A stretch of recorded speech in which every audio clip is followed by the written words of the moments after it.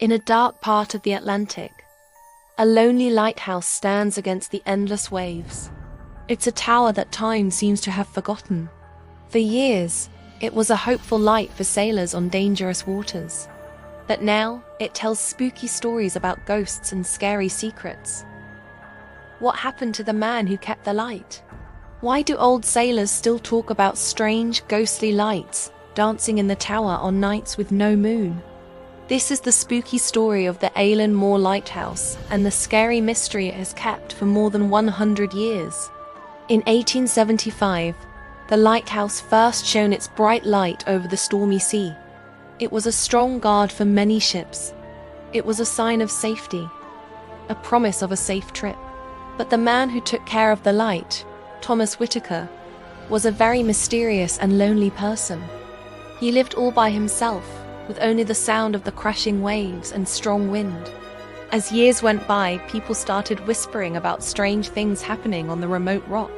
The lights in the tower would flicker strangely, sometimes going out for hours before turning back on by themselves.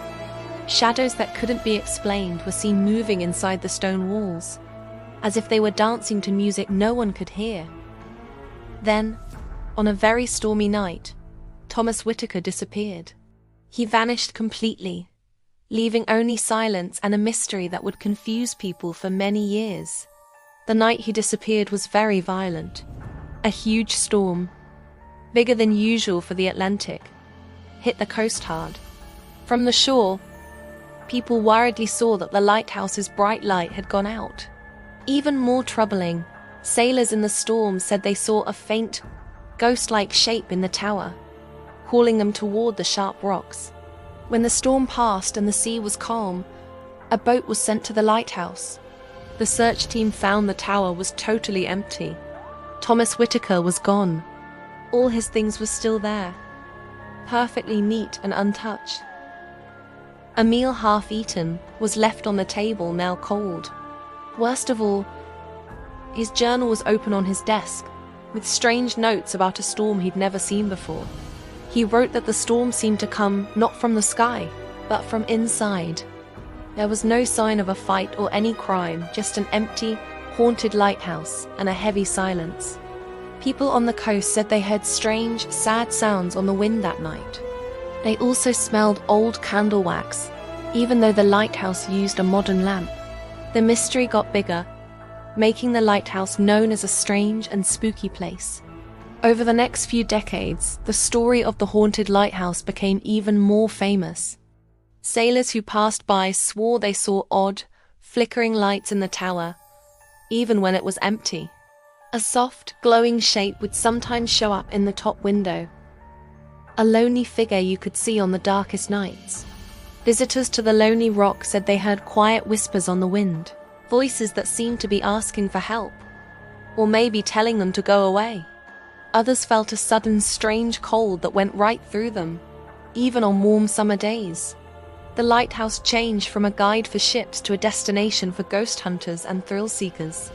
It also drew people who were curious about the line between our world and the next. The stories kept growing, making the mystery of Thomas Whitaker's last scary night even deeper. By the 1920s, the stories were so common that a team of ghost hunters decided to check out the lighthouse with scientific tools. They wanted to find real answers and tell the difference between truth and stories. They put their tools all over the cold, wet tower, including meters and audio recorders. They hoped to get proof of the ghost that so many people said they had seen. What they found was amazing, and much scarier than they had imagined. Their meters showed strange, high-energy readings, especially in the keeper's old room. The temperature would suddenly drop in some areas for no reason. But the best proof was on their audio tapes. In the noise, they heard quiet voices that were not human. When they listened closely, the whispers seemed to make words. One voice seemed to say, "Lost souls, help us." But the scariest thing they found wasn't from their tools. While checking the base of the lighthouse, they found a loose stone. It hid a secret, dusty space under the floor. Inside were old, wet diaries and maps that all belonged to Thomas Whitaker. The secrets of the lighthouse kept for so long, were finally going to be revealed. As the ghost hunters read the old diary pages, a sad and dark story came out. The diary showed that Thomas Whitaker was obsessed with a big shipwreck that happened on the rocks nearby. Long before he worked there, he thought the souls of the dead sailors were stuck, unable to move on from where they died. He thought the lighthouse was not just a light for ships, but also a center for this spirit energy. His writing became more and more wild. He wrote about trying to talk to the lost souls to help them find peace. He said the lighthouse was like a door, a place where the worlds of the living and the dead were very close. It seemed like he went crazy from this mission he gave himself. The ghost hunters came to a shocking conclusion. Thomas was not killed by the storm. He had managed to open a door to the spirit world, but in doing so, his own spirit got stuck, tied to the lighthouse forever to save the lost souls. Today, the lighthouse is quiet, a lonely reminder of its haunted history. It no longer guides ships, but it still brings people to its location. Visitors and ghost hunters still report the same weird things. Strange lights, whispers on the wind, and a sudden, deep cold. The story of Thomas Whitaker, the ghost keeper, is still told today. It remains a great mystery, showing that some secrets are never fully known, and some questions have no answers. And when the sun sets, the light in the tower seems to flicker by itself, a faint, ghostly glow as if Thomas is still there, telling his sad story.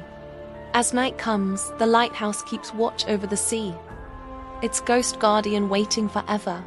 The story goes on, a scary tale of a haunted man, and the lighthouse that became his grave.